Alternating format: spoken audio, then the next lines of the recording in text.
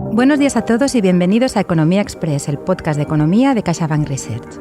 Como lo prometido es deuda, hoy hablaremos de la generación del baby boom en España. ¿Quiénes son?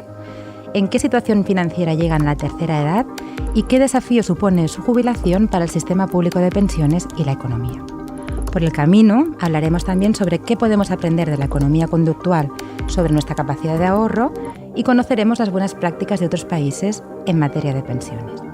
Para discutir sobre este tema, hoy nos acompaña un invitado muy especial, Josep Mestres Domènech, economista de CaixaBank Research y coautor del estudio que hemos publicado sobre la jubilación de los baby boomers en nuestra web. Buenos días, Josep. Hola, Patricia. Es un placer estar con vosotros en Economía Express. Un placer es nuestro y muchas gracias por haber venido. Ricard, por supuesto, que también es coautor del estudio, aparte de nuestra voz de la economía en Economía Express. Buen día, Ricard. Buenos días, Patricia, ¿cómo estás? Muy bien, gracias. Empezamos. El podcast de CaixaBank Research. El informe mensual sonoro con Patricia Esteban y Ricard Murillo.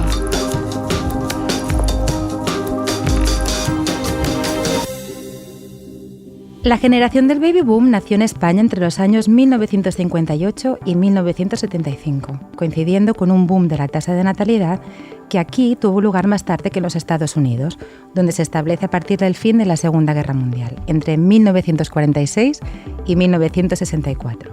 Nuestros baby boomers nacieron en un periodo de cambios sociales, económicos y políticos, con el punto de inflexión que supuso para el franquismo el Plan de Estabilización Económica de 1959 y la muerte de Franco en 1975. La andadura profesional de esta generación empezó en los primeros años de la democracia y se desarrolló en un periodo de modernización y fuerte crecimiento de la economía española, aunque también sufrieron graves crisis económicas como la de 1993 y la de 2009. Según la pirámide de población del INE, se trata del grupo de población española más numeroso e irá superando la edad de los 65 años entre 2023 y 2024. Esta generación será además la que más años vivirá jubilada, puesto que disfrutará de la mayor esperanza de vida a los 65 años que haya tenido una generación hasta la fecha y que corresponde a 23 años en 2021 para las mujeres y 19 años de más, entiendo, para los hombres. Josep, decía el dramaturgo francés Jean Anouilh que se tiene la edad que se quiere tener y también la edad del dinero que se tiene. Gran reflexión. ¿Cómo están llegando los baby boomers a su jubilación, financieramente hablando? Los baby boomers españoles se acercan a la jubilación con un buen nivel de recursos económicos. Un hogar con un cabeza de familia de 46 a 64 años en 2020 disponía de una riqueza neta mediana de 129.000 euros, casi 10.000 euros más que los que tenía la misma franja de edad en 2002. Además, los hogares de más de 65 años son los que más han mejorado su patrimonio. Su riqueza neta mediana alcanzó los 191.000 euros en 2020, un nivel muy superior al de los jubilados de 20 años atrás, más del doble. Sabemos que también la mayoría de baby boomers concentra su riqueza en la vivienda en propiedad. Concretamente, un 77% de los hogares con un cabeza de familia de 46 a 64 años poseía una vivienda principal en propiedad en 2020. Muy bien, o sea que básicamente nuestros boomers poseen una situación financiera holgada y además sabemos por distintos estudios que tienen un nivel de salud general y mental o emocional mejor que el de generaciones anteriores cuando tenían su misma edad. ¿Podemos deducir entonces que teniendo este colchón y esta salud y esta alegría de vivir, por decirlo de alguna manera, podemos decir que nuestros mayores gastan más y ahorran menos que otras generaciones, Josep? A ver, sobre que los mayores consumen más y ahorran menos hay distintas teorías. Según la teoría del ciclo vital del consumo, los patrones de ahorro varían a lo largo de la vida, con una forma de U invertida. Es decir, los que menos ahorran son los jóvenes y los ancianos, y los que más las personas de mediana edad.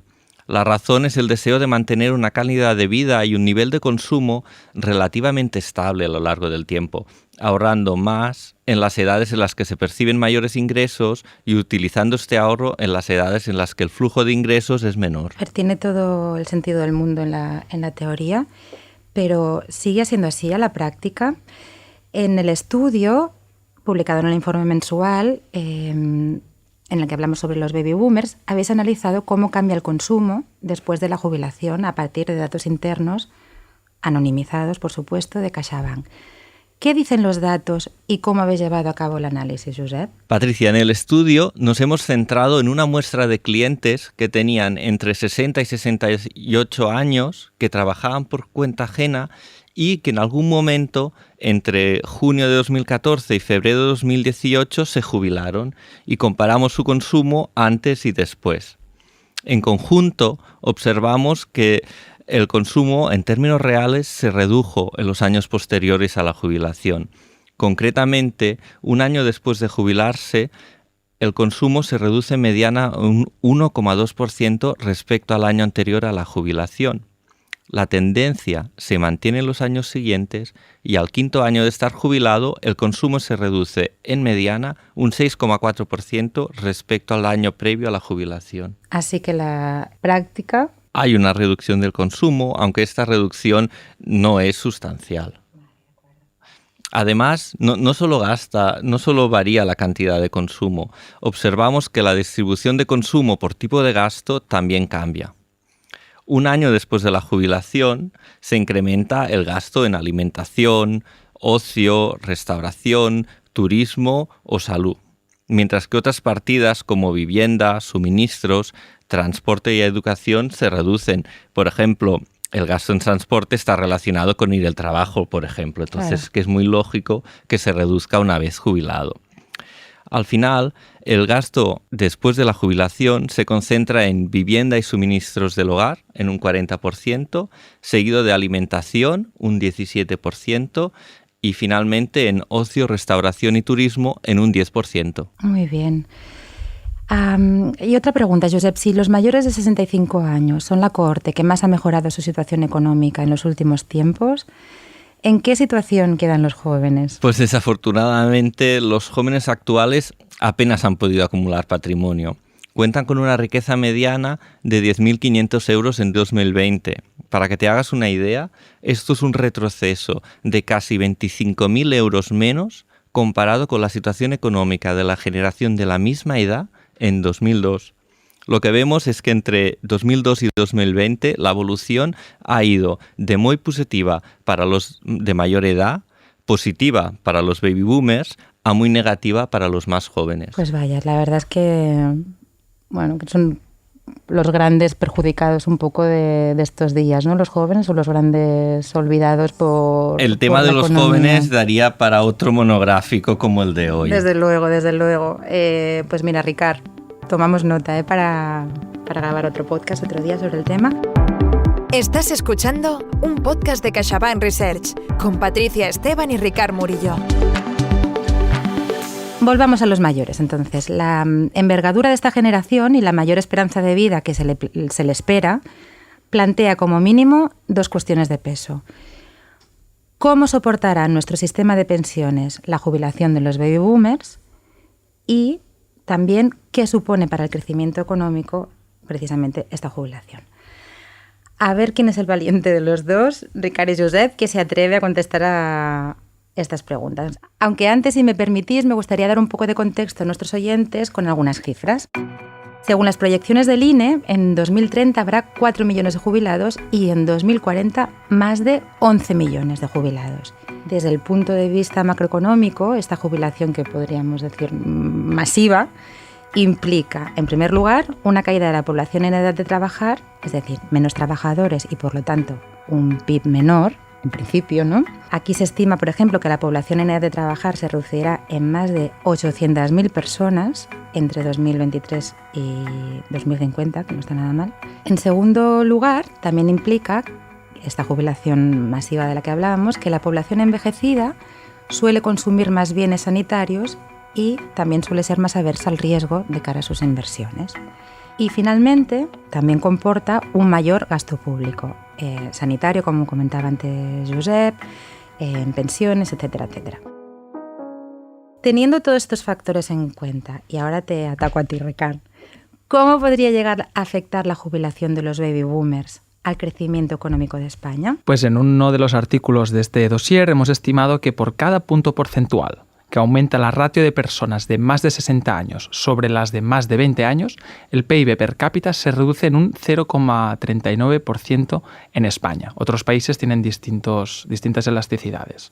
Combinando esta cifra con las estimaciones poblacionales del INE que antes comentábamos, tenemos que en los siguientes 20 años la jubilación de los baby boomers restaría 0,5 puntos porcentuales de crecimiento cada año. Esto sería manteniendo todo el resto de hipótesis constantes, pero en realidad puede haber mayores flujos migratorios, se pueden implementar políticas para aumentar la tasa de empleo, pueden haber cambios inesperados en la productividad. Claro, todo esto entiendo que compensaría en cierta manera esta pérdida Podría afectar de crecimiento. Podría afectar como afecta al crecimiento, tanto en positivo como en negativo. Patricia. Claro. ¿Y qué pasará con el sistema público de pensiones, que era la segunda o la primera, ahora no recuerdo bien, de las grandes preguntas que nos planteábamos hace un momento? Primero de todo, tenemos que tener en cuenta que en España tenemos un sistema de pensiones de reparto en el que los cotizantes de hoy pagan las pensiones de los jubilados de hoy, a cambio de recibir una pensión en el futuro. Por lo tanto, estos cambios demográficos podrían poner algo en entredicho la sostenibilidad del sistema de pensiones. Es decir, que la demografía no acompaña, tanto en España como en el resto de los países desarrollados que sabemos que están envejeciendo o ya están envejecidos. Y además está por ver si la economía acompañará o no también. ¿Cuál es la receta para que un sistema público de pensiones sea sostenible? Según el FMI, un sistema público de pensiones es sostenible si bajo las políticas del momento, las proyecciones demográficas y un escenario macroeconómico conservador, el sistema de pensiones permite financiar en las próximas décadas el gasto sin tensionar las cuentas públicas, ni por tanto debilitar la estabilidad macroeconómica. En otras palabras, se trata de equilibrar a medio plazo los ingresos que financian las prestaciones y los gastos. Ambas vías, ingresos y gastos, deben acompasarse. ¿Y cuánto supondrá, Ricard, para las arcas públicas el gasto en pensiones? La IREF estima que para España, con la reforma actual, el gasto en pensiones contributivas, que son jubilaciones, incapacidad, viudedad, orfandad, etc., aumentaría del 12% del PIB actual al 14,8% en 2050, sobre todo por el efecto de la indexación de las pensiones a la inflación. La Comisión Europea publica unas estimaciones muy similares y el Ministerio de Inclusión, Seguridad Social y Migraciones estima que en 2050 el gasto contributivo aumentaría del 12% al 13,5% del PIB, una menor subida que la que publicaba AIREF, sustentada en un mayor impacto de la jubilación demorada, incorporada en la última reforma, además de unas proyecciones de crecimiento del PIB más optimistas que aumentan más el denominador, digamos. Todas estas estimaciones están rodeadas de mucha incertidumbre, por lo que AIREF se ha comprometido a revisarlas cada 3 años. Muy bien, y en comparación con otros países, ¿cómo vemos el sistema de pensiones en España? O más bien, ¿qué podemos aprender de las buenas prácticas que hacen algunos de las economías desarrolladas? Una de las medidas más utilizadas entre los países de la OCDE para mejorar la sostenibilidad del sistema de pensiones es la de retrasar la edad de jubilación. Es una medida que lleva asociada a algo de polémica, pero según la literatura académica es una de las posibles medidas con mayor equidad intergeneracional. Por ejemplo, en Dinamarca, Estonia, Grecia o Italia, por cada año que aumenta la esperanza de vida, se retrasa un año la edad de jubilación. En Finlandia, Países Bajos o Portugal, por cada año que aumenta la esperanza de vida, se retrasan 8 meses la edad de jubilación. Muy bien. Y Josep, esta pregunta va para ti, como experto que eres en demografía, entre otros muchos campos. ¿Sería más efectivo tratar de aumentar la natalidad o la tasa de empleo de las personas en edad de trabajar? Ambas medidas son efectivas, pero hay que tener en cuenta que son un tipo de políticas que suele tener éxito con bastante retraso desde su implementación. Así es importante también que desarrollar políticas que tengan efectos en el presente. Por ejemplo, asegurando que las pensiones no crezcan a un mayor ritmo que los salarios, que al final son lo que financian las pensiones. ¿Y esta medida entonces cómo se podría implementar a la práctica? ¿Tenemos algunos ejemplos? Por ejemplo, en Estonia, el aumento de las pensiones depende parcialmente de lo que aumenten los ingresos por cotizaciones sociales. En Grecia dependen parcialmente del crecimiento del PIB nominal En Lituania dependen completamente del crecimiento de la masa salarial y Suecia revaloriza anualmente las pensiones en base al crecimiento del salario nominal medio, siempre que este sea superior al 1,6%. Si es inferior, las pensiones disminuirían. Otra forma de facilitar la sostenibilidad de las pensiones es incentivar las pensiones privadas. En Dinamarca y los Países Bajos, por ejemplo, es casi obligatorio que las empresas ofrezcan fondos de pensiones privados a los trabajadores. Y el 93% y 100% respectivamente de los trabajadores de estos países tiene uno, lo que permite al sistema público ahorrar buena parte de los gastos, lo que implica es que se disponen de más recursos para disponer complementos a la pensión a aquella gente con menos ingresos. Muy bien. Hablando de medidas polémicas, esta también, ¿no? Podemos considerar que es muy polémica. Por tanto, cambiaremos un poquito de tema y, si os parece, hablaremos de un tema que a mí me ha llamado muchísimo la atención y que me ha parecido muy, muy interesante. La economía del comportamiento. Economía Express, el informe mensual sonoro de CaixaBank Research. Tienes disponible este y los demás episodios en Spotify, iVoox, Apple Podcast y página web www.caixabankresearch.com. Según nos dice el dossier sobre la jubilación de los baby boomers en España, ahorrar no siempre es fácil. Leo que pese a que casi el 60% de los ciudadanos europeos mayores de edad reconoce estar preocupado por si tendrá dinero suficiente en la jubilación, la tasa de ahorro ha descendido en los últimos años tanto en España como en la eurozona. Independientemente de las condiciones de vida o de la situación económica de cada uno, o sea, suponiendo que todos tenemos la capacidad de poder ahorrar, ¿por qué, si estamos preocupados por nuestra jubilación, no le prestamos suficiente atención? Una respuesta está en el diseño genético de nuestro cerebro. Y aquí nos quitamos el sombrero de economistas y nos ponemos el de biólogos. O más bien, el que se denomina la economía del comportamiento, behavioral economics en inglés. Simplificando mucho, nuestro cerebro tiene dos sistemas de pensamiento. Un sistema automático, que es impulsivo e inconsciente, y un sistema reflexivo, que es planificador y controlador. El sistema automático nos genera una serie de sesgos cognitivos o emocionales que dificulta tomar decisiones racionales. La economía del comportamiento incorpora la idea de que los agentes no tomamos las decisiones de manera totalmente racional, como tradicionalmente se creía en la teoría económica y en el conjunto de modelos, sino que viene determinada por las emociones y los diferentes tipos de sesgos. Y entre estos sesgos de los que hablas, ¿cuáles son los que nos impiden ahorrar? Por ejemplo, la falta de autocontrol. Tenemos demasiadas tentaciones en el presente que nos impiden ahorrar. Esto me pasa a mí. A mí también. La aversión a la pérdida nos afecta más que una inversión haya tenido un año con pérdidas que las ganancias acumuladas durante años por esa misma inversión. Es decir, cuando tenemos más miedo a perder que no ganas de ganar. Esto es claramente un sesgo.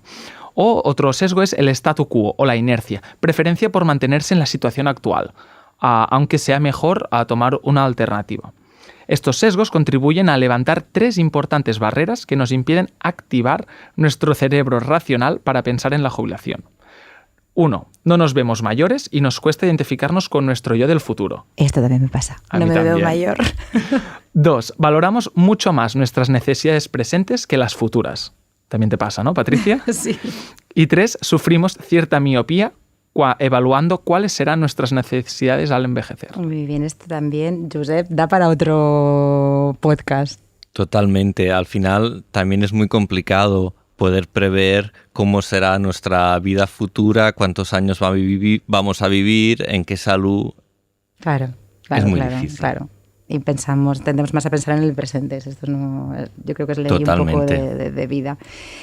A ver, lo que dice también el informe en el que ambos habéis participado sobre estos sesgos es que, conociéndolos, se pueden poner en marcha políticas económicas que ayuden a los ciudadanos a tomar mejores decisiones de ahorro, inversión y consumo.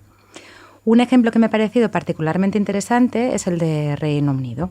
Nos cuenta nuestra compañera Rita Sánchez que el sistema de pensiones del Reino Unido había sido mixto desde mediados del siglo XX. Contaba con un sistema público de reparto y un sistema privado de pensiones. Sin embargo, las tendencias y proyecciones demográficas venían alertando de que el sistema público de pensiones presentaba problemas de sostenibilidad. Además, el sistema privado no podía compensar la situación, puesto que las aportaciones y el nivel de ahorro habían ido reduciéndose paulatinamente. Por ello, en 2008 se aprobó una nueva ley de pensiones que incluía la adopción del llamado Automatic Enrollment. Josep, ¿qué es el automatic, como os gusta el inglés, Automatic Enrollment? A ver, según este mecanismo, los empresarios debían inscribir de forma automática en un plan de pensiones privado, los llamados planes de pensiones de empresa o de empleo, complementarios a la pensión pública, a los trabajadores que cumplían ciertos requisitos. El empleado disponía de un mes de plazo para salirse del sistema y las empresas debían reinscribir automáticamente cada 3 años a aquellos trabajadores que habían optado por desvincularse. Y así sucesivamente, ¿no? Entiendo, y al mes... Exactamente. El sistema se activó en 2012 y se fue implementando de forma gradual en todas las empresas británicas durante los siguientes 6 años. ¿Y cómo fue el experimento? Pues la verdad es que fue un éxito. Mientras que en 2013 tan solo el 32% de los trabajadores británicos del sector privado disponían de un plan de pensiones de empresa, este porcentaje se elevaba al 75% en 2019. Gracias a ello, la tasa de sustitución total de las pensiones alcanzó en 2021 el 49%, frente al 22% que ofrecería solo contar con pensión pública. Además, el volumen de activos en planes de pensiones privados se duplicó con creces y en 2021 representaban más de un 120% del PIB, frente al 73% previo al Automatic Enrollment. Otro caso de éxito es el de Brasil, que consiguió que el 80% de los empleados públicos contara con un fondo de pensiones complementario mediante la afiliación automática. Y también los Países Bajos, que concienciaron de forma personalizada a cada trabajador sobre la situación de su pensión pública enviándoles lo que se conoce como el sobre naranja. ¿Y en España, Josep, tenemos alguna iniciativa parecida? En España también está disponible desde 2015 el simulador de la Seguridad Social para calcular la pensión pública, pero la verdad es que todavía es una herramienta poco conocida y su uso es limitado. Pues muy bien, yo creo que hasta aquí llega nuestro podcast de hoy. Ha sido muy interesante, hemos hablado de muchísimos temas y lo que vemos, yo creo, en conclusión es que tenemos un reto muy importante, entre muchos otros, en los próximos años en lo que toca al envejecimiento de la población y a la sostenibilidad de nuestro sistema de pensiones. Muchas gracias, Josep, por estar aquí. Muchas gracias, ha sido un placer. Encantado de volver cuando queráis. Y Ricard, nos vemos el mes que viene, en septiembre. A la vuelta de las vacaciones. Exactamente, Fantástico. hablando de economía. Si ya habéis encontrado interesante este dossier, este tema del que hemos hablado hoy, os animamos, como siempre, a leer el informe mensual y a consultar nuestros informes en nuestra página web. Adiós y feliz verano. Economía Express, un podcast de CaixaBank Research, con Patricia Esteban y Ricard Murillo. Encuentra todos los episodios en Spotify, iVoox, Apple Podcast y página web www.caixabankresearch.com.